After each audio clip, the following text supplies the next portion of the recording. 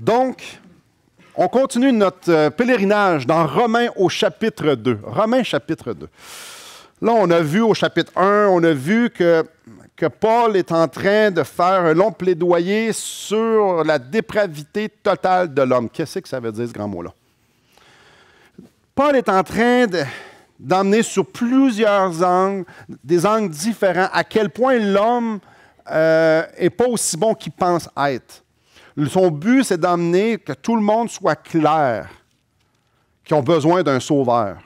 Que peu importe qui on est, que les gens des hédonismes qui veulent goûter le plaisir à tout prix, des grands religieux, vraiment, il englobe tout le monde. Et là, on est ici, là. On est justement dans cet englobement-là. Je ne sais pas si c'est un mot, mais mettons qu'à matin, ça en est un.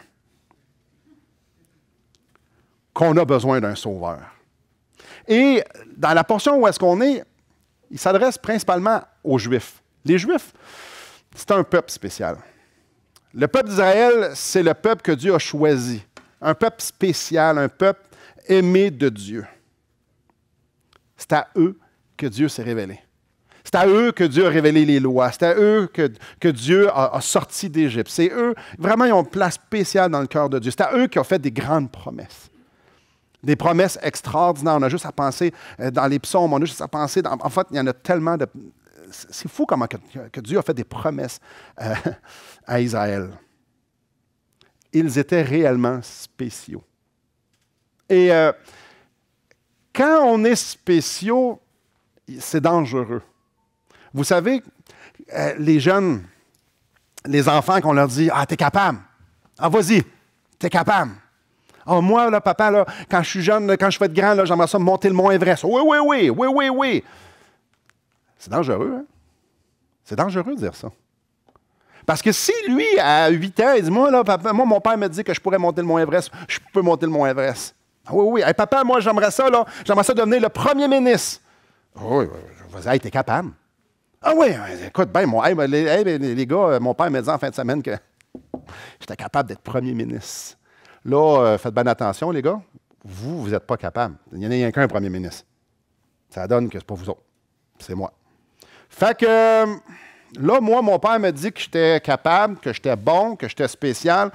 Là, vous, j'aimerais ça que tu sois... Non, toi, tu ne seras même pas ministre. Non, toi, tu vas plus être un bureaucrate. Mettons, toi, tu vas être secrétaire. Tu n'es pas très, très bon. Moi, toujours à 8 ans, là. Son père, il a dit qu'il était bon. Son père, il a dit qu'il était spécial.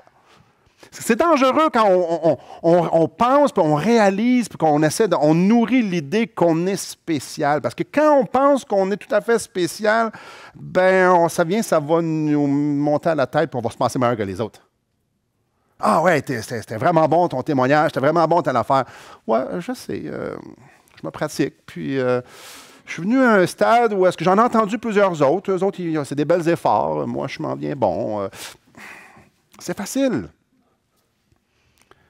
Hey, c'était tellement bon, là. Oh, hey, ton souper hier, là. Oh, que c'était bon. Ouais, je sais. C'est une recette que j'ai essayée souvent. Puis, écoute, je pourrais te la donner, mais on serait plusieurs à la faire maintenant. Donc, non. Peu importe c'est quoi. Hey, ton jardin est bien beau. Mm-hmm. Tu n'es pas le premier qui me l'a dit. C'est grave. C'est dangereux qu'on se sente vraiment... Et puis quand ton jardin est beau, hein, mais tu es vraiment une bonne personne dans la vie. Là. Vraiment, quand ton jardin est beau, là, hey, tu peux te permettre de dire bien des affaires, faire bien des affaires. Mais tu sais, quand ton jardin est beau dans la vie, là, tu peux vraiment regarder tout le monde de haut et dire, regarde, toi, là, occupe-toi bien de ta famille, parce que moi, mon jardin est beau. Non, ça n'a pas d'allure. Non. Le peuple d'Israël était un petit peu comme ça. Nous sommes bons, nous sommes les élus, nous sommes ceux qui ont reçu la promesse, ça va bien. Puis comme on a vu la semaine dernière, les autres, ça leur permettait de pouvoir juger les autres. Puis cette semaine, on va voir que ça les amenait aussi à se déresponsabiliser. C'est donc facile de vouloir avoir un traitement de faveur. Puis souvent, on va voir ça avec, exemple, des artistes. Ils vont se faire arrêter parce qu'ils ont été trop vite. Ouais, mais sais-tu qui je suis? Wow! Ben oui, tu es un criminel qui vient d'aller 150 sur l'autoroute. Non, je suis un tel. Il me semble que tu devrais me laisser. Et je ne dis pas en train de dire qu'ils font tous ça. Mais c'est donc facile. C'est donc facile de penser qu'on a un traitement de travers. Puis c'est facile aussi de penser qu'on est des bonnes personnes. C'est facile qu'à un moment donné, arrive dans notre vie, on a tellement fait de bien qu'on dit « Hey, moi, je pourrais me considérer comme une bonne personne. Je regarde tout ce que j'ai fait, là, puis... Ouais. Il y a certaines personnes, on pourrait même dire que, regarde, moi, là, au niveau religieux, là, j'en ai tellement fait. Là. Hey, j'en ai tellement écouté de messages, puis écoute, j'en ai tellement lu de chapitres à matin, puis hey, écoute, je pense que ça va bien, mon affaire. C'est dans le cœur de l'homme de penser qu'on est spécial.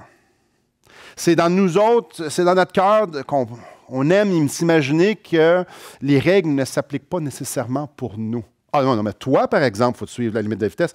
Mais moi, étant donné que je suis Simon Ouellette, tu vas pas me faire un petit passe droit. On aime ça. On aime ça. Pas si coupable. Pas si coupable que ça. Quand moi, je pêche, c'est bien moins pire que quand vous autres, vous pêchez. Croyez-moi. Quand vous êtes fatigant, c'est bien pire que quand moi, je suis fatigant. Clairement. Dans tout ça, souvent, on va oublier un facteur déterminant. Quelque chose qui est vraiment important de ne jamais oublier. Dans tout ça, c'est que ce n'est pas nous autres les bons juges de nos coups, nos bons coups puis nos mauvais coups. Le bon juge, c'est celui qui nous regarde, c'est celui qui s'appelle Dieu. Et c'est lui qui juge. Les Juifs, le peuple d'Israël se présentait avec le ticket au ciel, j'illustre ici, avec l'idée de dire, ben moi, regarde, mon ticket me rentre au ciel, je suis une bonne personne. Tiens, je peux rentrer. Ah, ben moi, je suis le peuple d'Israël. Moi, je suis une personne spéciale. Regarde mon ticket. C'est écrit, il est spécial dessus. Regarde, Dieu, laisse-moi rentrer. Regarde, je l'ai le ticket. Ça va bien, c'est facile. Nous, on l'a l'affaire. Donc, moi, mon ticket, mais c'est écrit, nous, on l'a l'affaire. Moi, je l'ai la bonne affaire. Je peux rentrer. Et notre texte de ce matin, c'est comme la réponse un peu à Dieu, à ceux qui pensent qu'ils l'ont l'affaire. Ceux qui ont une haute opinion d'eux-mêmes. Et ce qu'on va voir dans notre texte ce matin, c'est qu'il y a deux sortes de personnes, et on va le lire tout de suite pour voir une idée d'ensemble. Donc, chapitre 2, verset 6. « Qui rendra à chacun selon ses œuvres, il réserve la vie éternelle à ceux qui, par la persévérance à bien faire, cherchent l'honneur, la gloire et l'immortalité.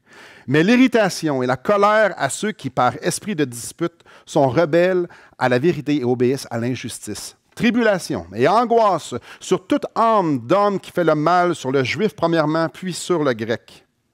Gloire, honneur et paix pour quiconque fait le bien, pour le juif premièrement, puis pour le grec. Car devant Dieu, il n'y a point de favoritisme. » C'est clair? Il y a deux sortes de personnes. Il y a deux sortes de gens. On commence avec les gens qui font le bien. Au verset 7. « Il réserve la vie éternelle à ceux qui, par la persévérance à bien faire, cherchent l'honneur, la gloire, l'immortalité. » Ils font bien, eux autres. Verset 10. « Gloire, honneur et paix pour quiconque fait le bien. » Bon, donc il y a du monde qui font le bien. Et au verset 7, ça nous parle que ceux qui font le bien, c'est ceux qui persévèrent à bien faire, qui cherchent l'honneur, la gloire et l'immortalité. Et c'est un verset spécial. Si vous le lisez comme il faut, ça peut que votre cerveau il fasse comme le mien un petit peu, puis qu'il se mette à boucaner un peu. Par la persévérance à bien faire, cherche l'honneur, la gloire et l'immortalité. Eux autres vont recevoir la vie éternelle. Qu'est-ce que Dieu est en train de nous dire ici? Qu'est-ce que Paul est en train de nous dire?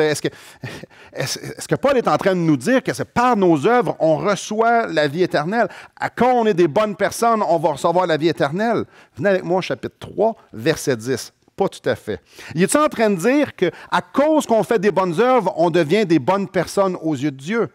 Regardez bien ce que ça dit, chapitre 3, verset 10. « Il n'y a point de juste, pas même un seul. Nul n'est intelligent, nul ne cherche Dieu. Tous sont égarés, tous sont pervertis. Il n'y en a aucun qui fasse le bien, pas même un seul. » Donc, Paul n'est pas en train de dire dans notre passage ici que c'est par les bonnes œuvres qu'on devient des bonnes personnes. Est-ce que Paul est en train de dire qu'on mérite la vie éternelle avec des bonnes œuvres? Chapitre 4, verset 5. Pas tout à fait. Et à celui qui ne fait point d'œuvre, mais qui croit en celui qui justifie l'impie, sa foi lui est imputée à justice. Donc, celui qui ne fait pas d'œuvre, mais qui croit que Dieu peut justifier le pécheur, il peut être sauvé. Donc, ce n'est pas par les œuvres certains. Est-ce que Paul est en train de dire qu'avec des efforts humains, on peut devenir juste devant Dieu? chapitre 5, verset 1. Étant donc justifiés par la foi. Bien, ce n'est pas par les œuvres, hein? C'est par la foi. Nous avons la paix avec Dieu par notre Seigneur Jésus-Christ. Comment avoir la paix avec Dieu par Jésus-Christ? Ce n'est pas par les œuvres, c'est par la foi. Mais qu'est-ce qu'il est en train de nous dire? Qu'est-ce qu'il est en train de nous dire lorsqu'il nous dit que par la persévérance à bien faire, il cherche l'honneur, la gloire et l'immortalité? La foi. On a parlé de foi, on a parlé de foi. La foi nous est imputée à justice. Jésus-Christ vit en moi. Quand je suis un chrétien, quand j'accepte Christ par la foi, ce qu'il a fait, il vient en moi. Son esprit vient en moi. Et quand son esprit est en moi, quand l'esprit de Christ est en moi, ça produit quelque chose.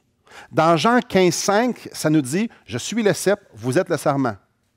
La traduction à la Simon, « Je suis le tronc d'arbre, vous êtes les branches ».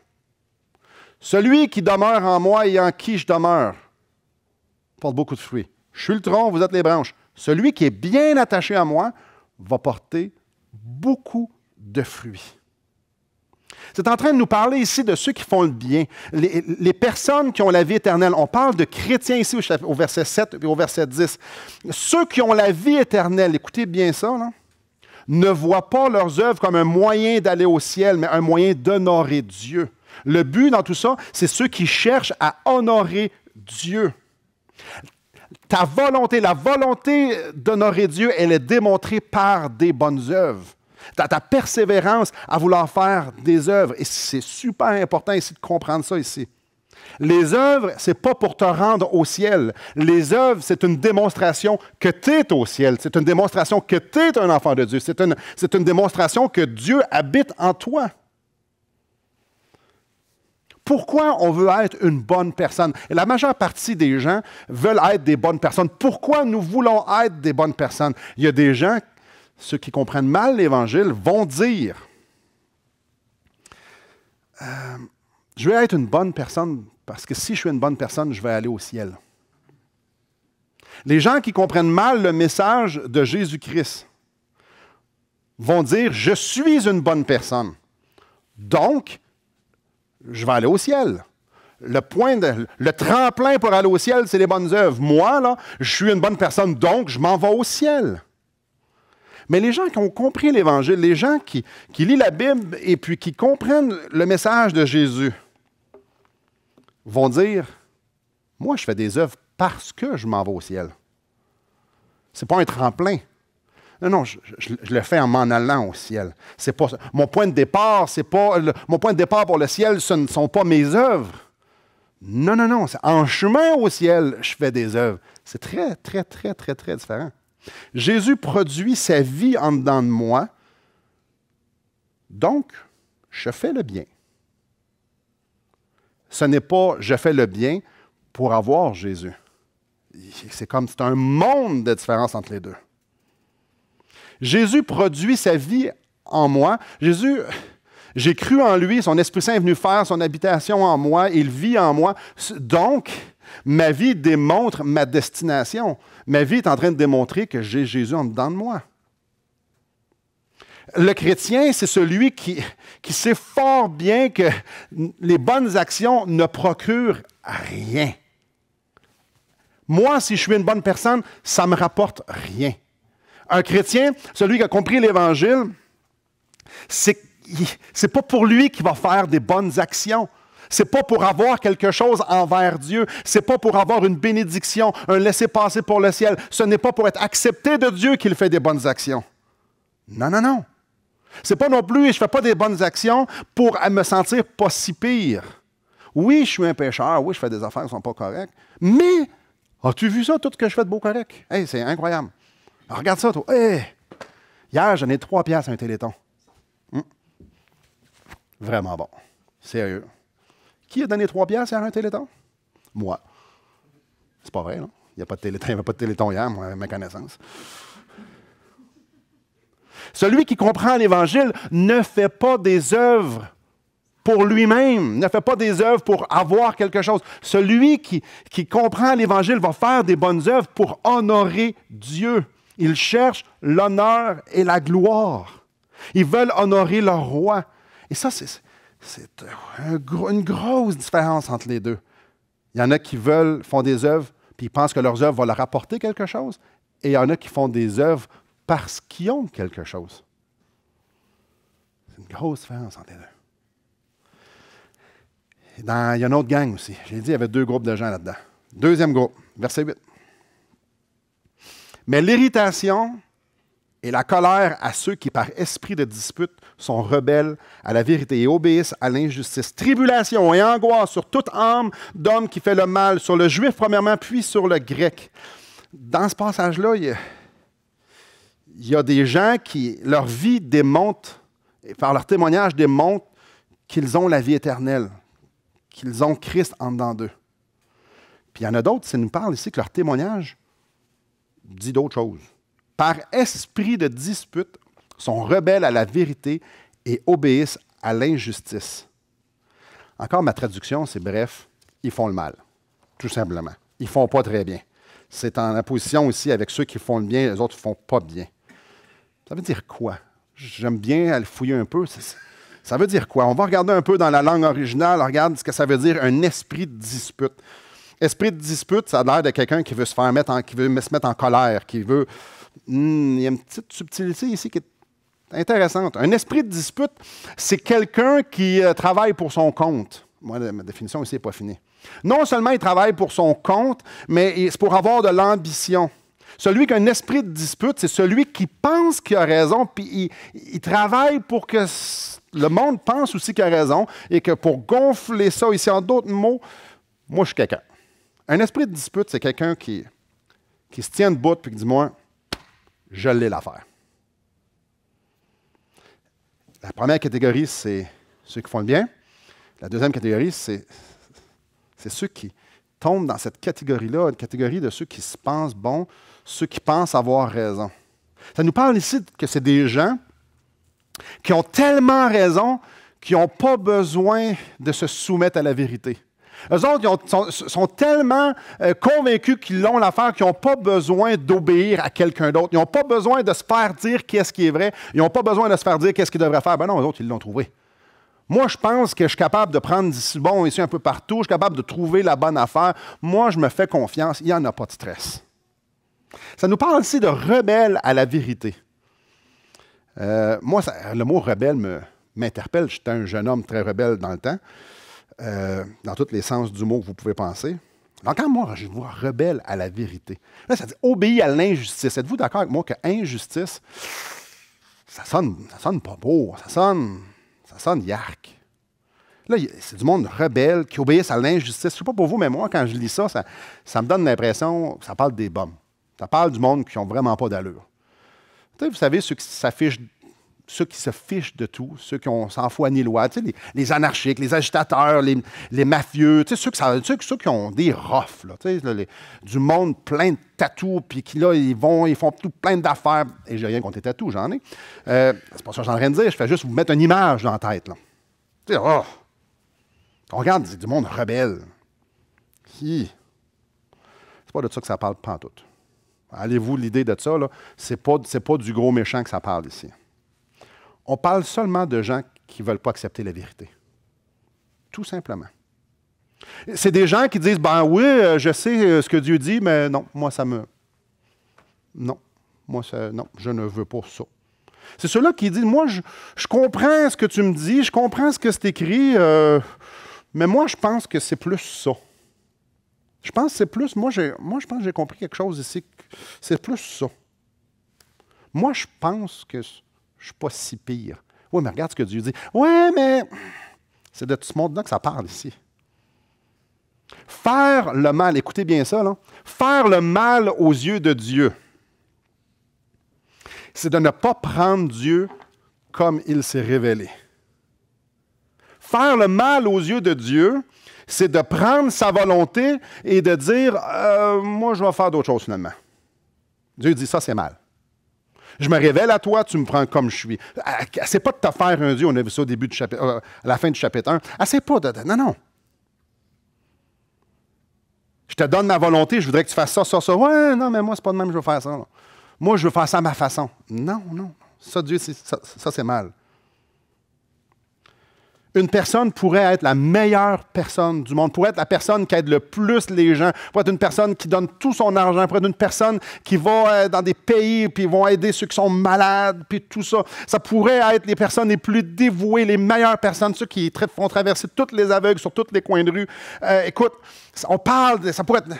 Si ils n'acceptent pas qui est Dieu, comme Dieu se révèle dans sa parole, si c'est une personne qui ne veut pas se soumettre à ce que Dieu dit, bien, il rentre dans la catégorie des personnes qui font le mal.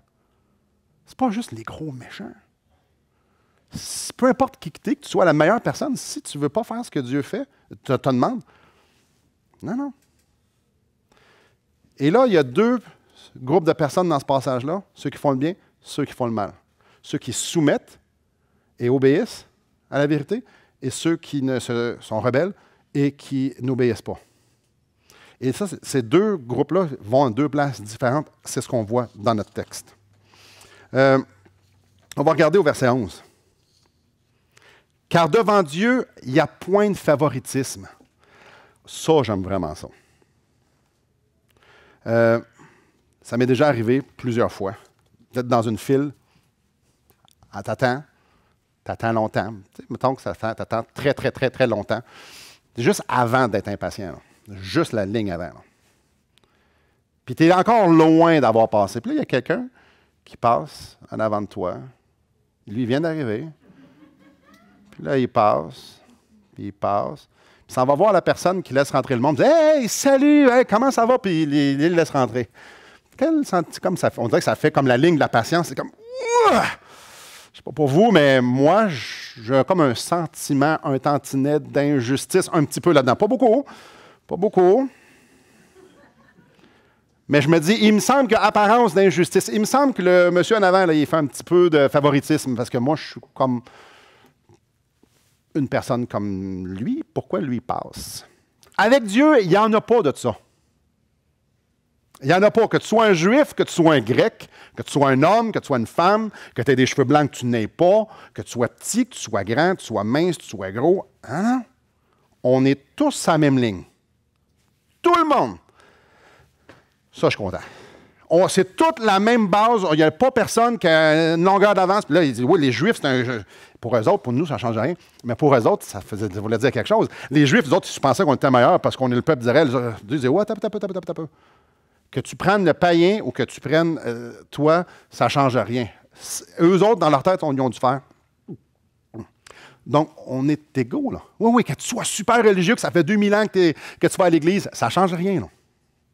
Regardez bien au verset 6 ce que ça dit. Ça nous dit que Dieu va rendre à chacun selon ses œuvres. C'est une bonne nouvelle, ça? Bref, à la lumière de ce qu'on est en train de voir, c'est est-ce que tes œuvres à toi, juste toi, là, ont démontré une soumission à la vérité? Est-ce que tes œuvres à toi dans ta vie ont démontré que tu te soumettais à la volonté de Dieu? Est-ce que tes œuvres, est-ce que ta vie démontre que tu es passionné pour Dieu? Ou bien non, tes œuvres ont démontré, puis ton langage, que tu pensais que tu avais la vérité. Que tu pensais que toi, tu avais compris des choses. Que toi, tu avais tes standards, que tu avais tes lois et que tu pouvais faire tout ce qui te semblait bon. Puis il y avait des bonnes choses là-dedans. Puis, OK, Dieu, lui, là, c'est lui qui va juger ça. C'est Dieu qui va juger dans quelle gang que tu es. C'est Dieu qui va décider si tu es rebelle à la vérité ou si tu ne l'es pas. C'est Dieu le juge. Peu importe ce que tu as pu penser dans ta vie. Peu importe, tu dis, ah, mais regarde toute ma longue liste de bonnes œuvres. Peu importe ce que tu as pensé, c'est Dieu qui va juger. C'est Dieu qui va dire à la fin de ta vie, oui ou non. Aïe.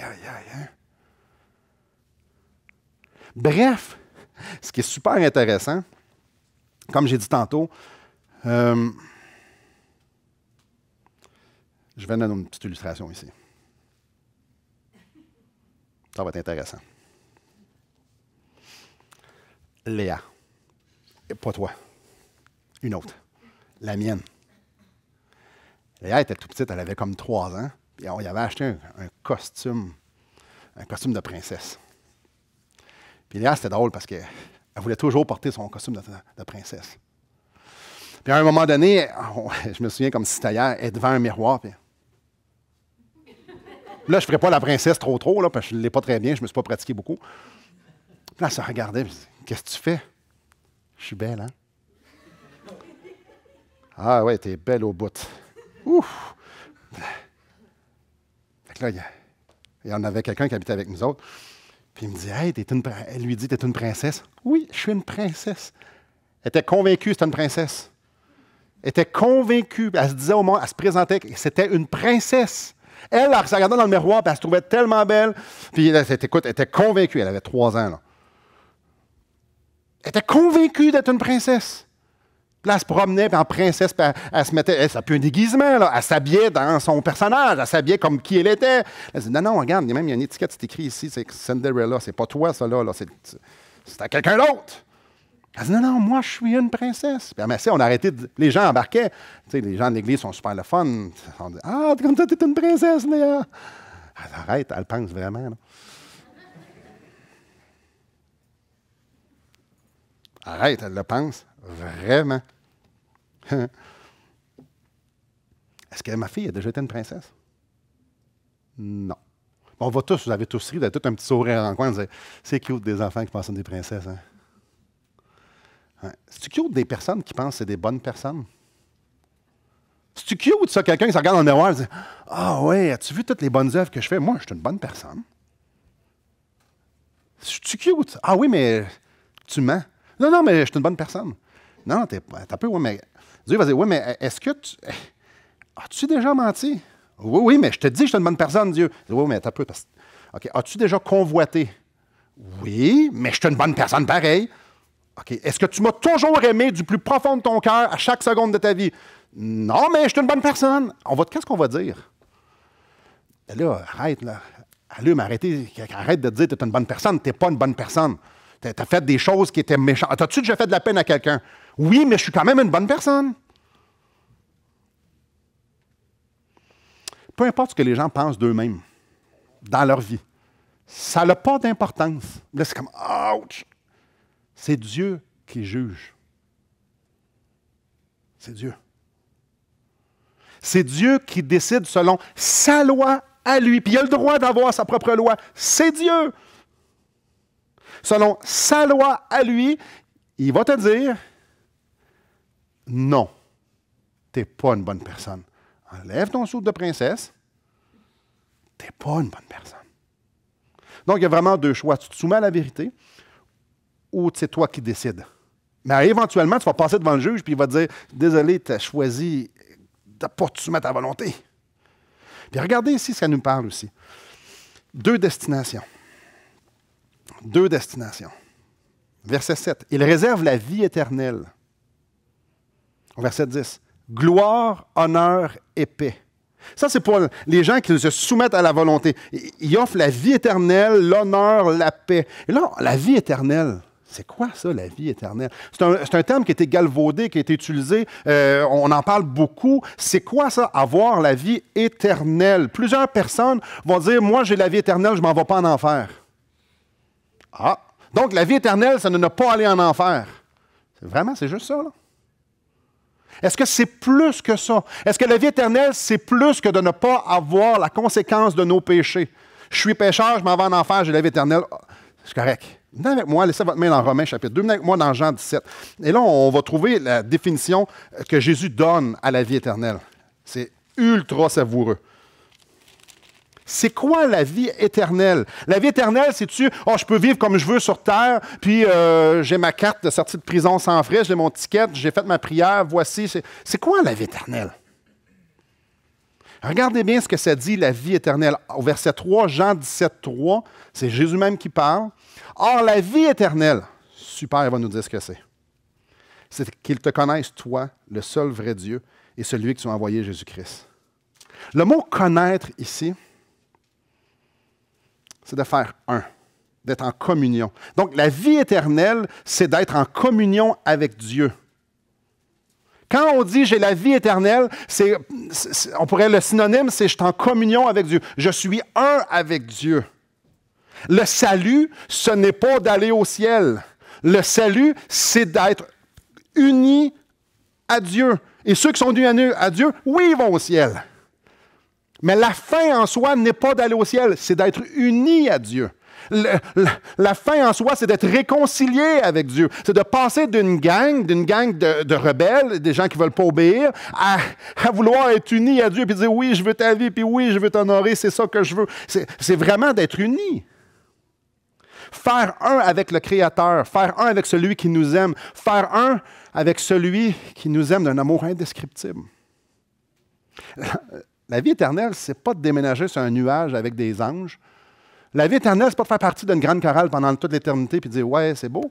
C'est pas ça. La vie éternelle, c'est de faire un avec Jésus.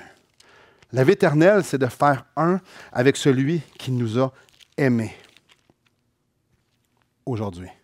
La vie éternelle, c'est d'être libéré de nos péchés. Pas juste des conséquences de nos péchés, également libéré des péchés. Tout ce qui m'emmenait en enfer, tout ce qui m'emmenait à subir le jugement de Dieu, je suis libéré de ça. Ça, par exemple, il y a moins de gens qui veulent ça. Ils ne veulent pas aller en enfer, mais être libérés de leurs péchés, ça, c'est une autre histoire. Non, moi, je pense que je peux continuer à faire ça si c'est correct. Ah, mais Dieu, il en pense quoi? La vie éternelle. C'est pour ça que ça nous parle ici, gloire, honneur et paix.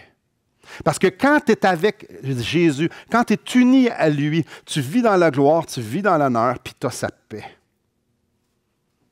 Ça fait partie de lui. Et ça, tu peux vivre ça maintenant. Et oui, pour l'éternité. Mais la vie éternelle que ça nous donne, que ça nous parle ici au verset 7, c'est maintenant. Et ça va se compléter parfaitement au ciel. C'est ça, exactement ça que Dieu réserve à ceux qui acceptent sa vérité. Mais Dieu est aussi clair pour un autre groupe de personnes, pour l'autre gang. Tu veux faire ça à ta manière? OK, verset 8. Mais l'irritation et la colère à ceux qui par esprit de dispute sont rebelles. L'irritation et la colère. Verset 9. Tribulation et angoisse sur toute âme d'homme qui fait le mal. Avez-vous remarqué qu'il ne définit pas c'est quoi le mal? Le mal, c'est juste de ne pas obéir, comme j'ai dit tantôt. C'est facile. Ceux qui vivent comme bon leur semble, selon leur vérité, courent à leur perte. On parle de perdition éternelle ici. On est en train de parler de l'enfer. On est en train de parler de l'enfer pour l'éternité. Vie éternelle pour ceux qui se soumettent, tribulation ou angoisse pour l'éternité, pour les autres. Si tu veux vivre à ta manière, définir Dieu ici, super. C'est ça que tu vas avoir aussi après la mort.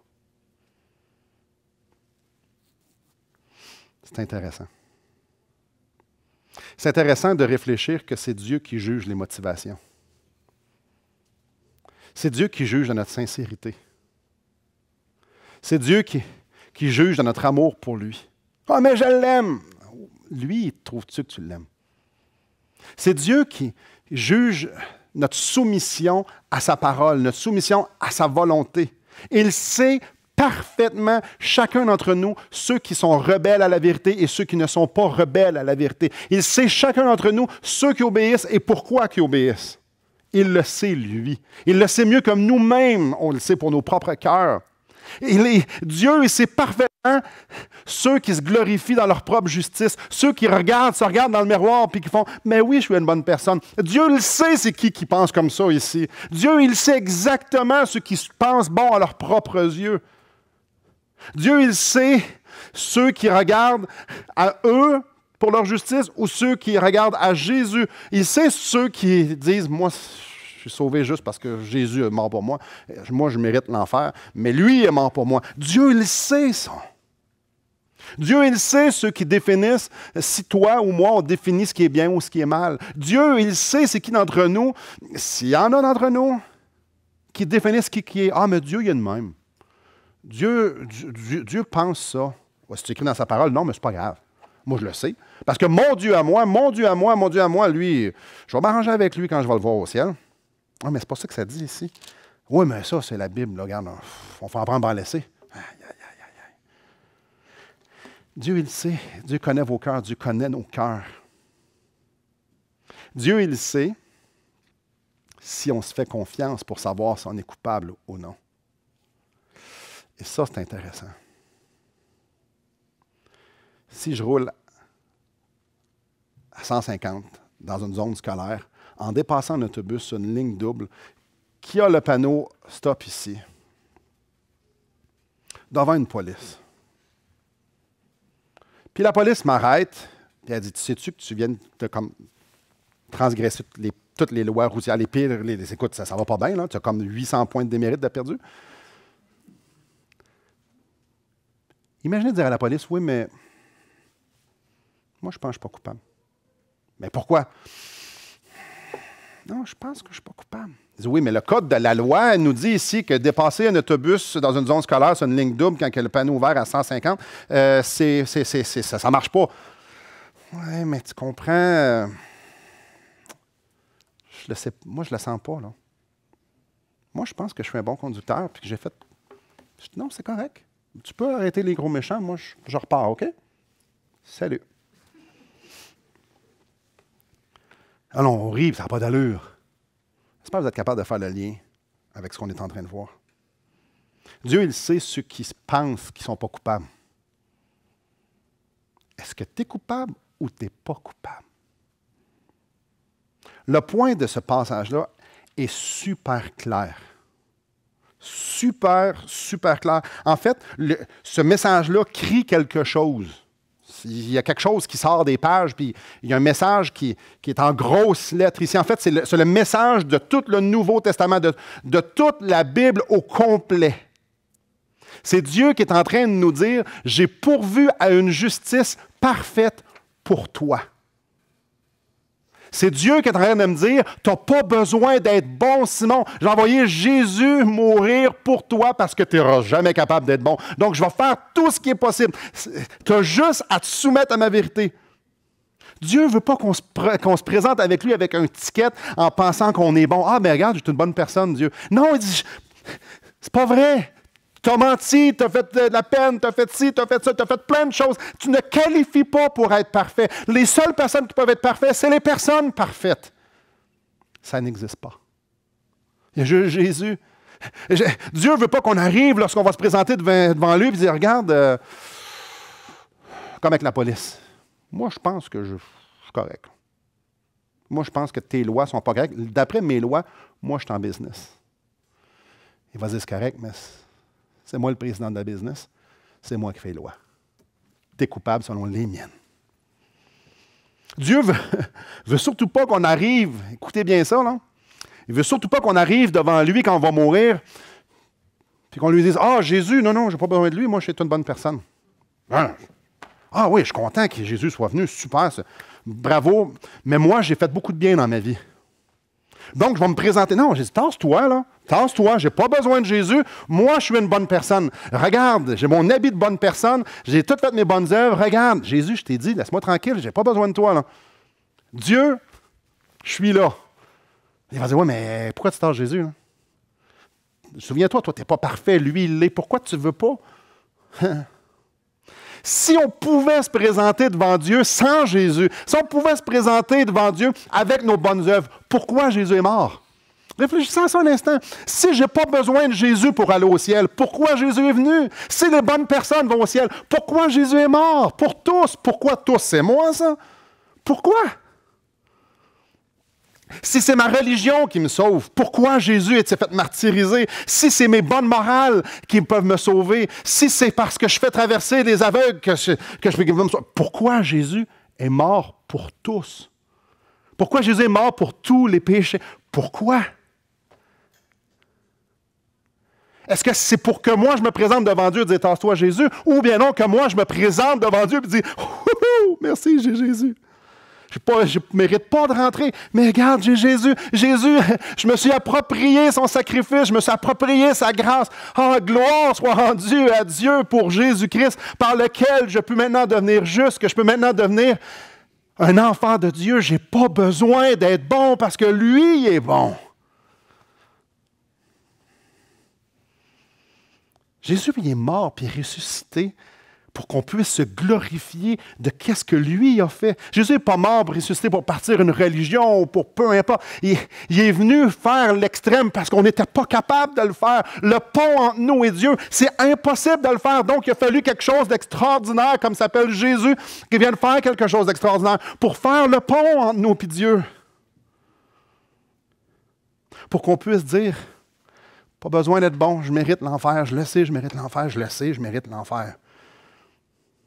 Mais Christ est mort pour moi. Donc, on a vraiment deux choix. Je peux arriver ce matin, vous pouvez partir d'ici ou peut-être même présentement, vous dites, non, moi, je suis réellement une bonne personne. Je fais des bonnes œuvres. Je vous donne la liberté, vous avez le droit de penser ça. Ou vous avez le droit de dire, moi, je suis imparfait. Moi, je fais des péchés. Oui, selon les standards de Dieu, je suis coupable des péchés. Mais je crois qu'une personne qui est venue subir le jugement de mes péchés, vous avez le choix. Soit de dire, moi, je suis une bonne personne, ou soit de dire, moi, je ne suis pas une bonne personne, mais Christ est mort pour que je puisse être un enfant de Dieu. Vous avez le choix.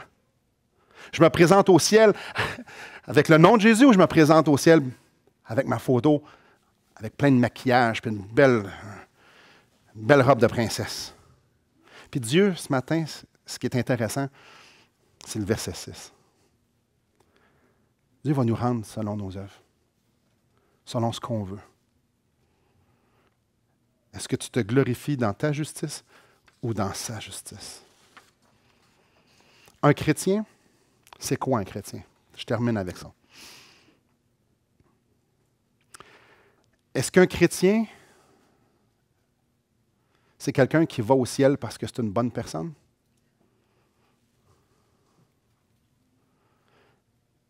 Ou un chrétien, c'est quelqu'un qui mérite d'aller en enfer, mais qui accepte Jésus-Christ. Qui accepte que Jésus-Christ a subi la condamnation pour lui. Puis qui choisit de s'unir à Christ. Donc, un chrétien, c'est-tu une bonne personne qui n'a pas besoin de Jésus pour aller au ciel? Ou c'est quelqu'un qui a besoin de Jésus? Jésus n'est pas venu appeler ceux qui étaient en santé, mais ceux qui avaient besoin d'un sauveur. Un chrétien, c'est celui qui dit, moi, mes bonnes actions, c'est pour honorer Dieu. Ça ne me ramène pas au ciel. C'est juste pour dire au monde entier que Jésus est extraordinaire. J'aimerais te poser la question, dans quel groupe que tu es ce matin? Qui est-ce que tu glorifies avec tes bonnes actions? Est-ce que c'est toi, puis dis, moi, je suis une bonne personne? Ou bien non, c'est Jésus-Christ, puis tu dis, lui, il est bon. Puis il y a une chance qu'il est bon, parce que moi, je ne suis pas bon. Christ a réellement tout fait pour qu'on puisse être unis à lui, vraiment tout fait. Il a produit une vie parfaite, il a vécu une vie parfaite. En premièrement, il est venu, vécu une vie parfaite, il est mort, atroce. Puis il est ressuscité, il a été élevé au ciel. Et tout ça pour qu'on puisse être unis à lui. Et aujourd'hui, ça peut être la journée que tu arrêtes de te regarder dans le miroir et de dire, je suis une bonne personne. Puis que tu dises, je veux Jésus à la place. Peut-être qu'aujourd'hui, il y a des gens ici qui ont besoin de prendre cette décision-là. Ici, dans l'Église de Rome, il y avait des gens qui avaient besoin de prendre cette décision-là. Ils avaient besoin d'entendre, tu n'es pas une personne si exceptionnelle. On est vraiment tous égaux. Mais Jésus est là. Jésus est extraordinaire. Écoutez bien cette phrase-là, c'est l'Évangile au grand complet. On n'a pas besoin d'être bon parce que Christ est bon. Et ça, c'est vrai pour les chrétiens également. Nous, on est bons, les chrétiens, pour se flageller. « Oh, je ne suis pas bon, j'ai encore péché, ça fait 8 millions de fois que j'ai fait, puis je ne suis pas petit, puis je ne suis pas ça. » Puis ça vient pesant. Mais ça, ce n'est pas l'Évangile. L'Évangile, c'est de faire la même affaire que pour notre salut. J'ai besoin de ta justice. J'ai besoin de ton amour. J'ai besoin que tu viennes produire ta vie en moi. J'ai besoin de toi, Jésus. Je suis sauvé. J'ai sa vie. Je suis un enfant de Dieu. Je peux me relever puis continuer à marcher. Je n'ai pas besoin d'y prouver que je suis bon. Je n'ai pas besoin de vivre avec la culpabilité. J'ai juste besoin de me rappeler que je suis couvert de sa justice, que Dieu me voit au travers Christ. Oh, frères et sœurs, si on fait juste comprendre ça, si on fait juste comprendre que notre culpabilité ne nous rend pas plus propice à Dieu, notre culpabilité ne fait rien, sinon nous centrer sur nous-mêmes. Tout ce qu'on a besoin, c'est de regarder la justice de Christ et de faire, c'est à moi. Je peux aller à Dieu maintenant. C'est un monde de différence. Dieu ne nous a pas choisis parce qu'on était bon. Au contraire. Il ne nous demande pas d'être bon aujourd'hui. Il te fait juste avancer par amour pour moi. Fais juste avancer. Cherche à m'honorer, qu'est-ce que ça dit au verset 7. Cherche à m'honorer. Vis en cherchant à m'honorer. Je m'occupe du reste. Prions. Seigneur, tu connais nos cœurs ce matin. Tu sais chacun d'entre nous où est-ce qu'on en est. Tu sais qui t'appartient pas. Tu sais comment on est avec toi, si on est sur le cruise control, si on est en bouillant pour toi. Tu sais ceux qui sont fatigués, ceux qui sont remplis de zèle pour toi. Tu sais s'il y en a qui luttent avec toi. Et Père, je sais qu'un message comme ça peut s'appliquer à chacun d'entre nous, mais de différentes façons. Je sais peut-être qu'il y en a qui doivent juste se présenter devant toi et t'accepter comme que tu es. Et de reconnaître que c'est le plus grand gain qu'une personne ne peut pas avoir dans sa vie, c'est d'être un enfant de Dieu, accepter Christ. Accepter ta volonté pour nous. Et peut-être qu'il y en a ici des chrétiens qui perdurent, qui sont alourdis. Alors Seigneur, je te prie que tu puisses venir nous rafraîchir, venir nous donner un oasis dans ce désert, sur cette terre, que tu viennes nous rafraîchir avec la puissance d'être justifié. Seigneur Dieu, j'ai la vie éternelle. Je suis en communion avec toi. Nous sommes, nous, tes enfants, unis à toi. Seigneur Dieu, que cette grande vérité-là fasse jaillir en nous des actions, une vie qui veut t'honorer. Seigneur, on veut ancrer nos vies sur du solide, sur du vrai. Et avec toi, c'est formidable parce qu'on peut être vrai. Seigneur, je suis tellement content que je n'ai pas besoin de mettre du maquillage, de tapisserie, que j'ai besoin de te montrer. Non, Seigneur, je peux juste être vrai. Me présenter avec ma misère, puis te dire, viens produire ta vie en moi, viens te glorifier en moi. Ma prière, c'est que chacun d'entre nous, ce matin, on puisse dire ça.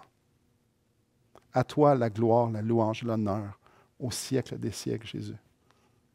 Amen.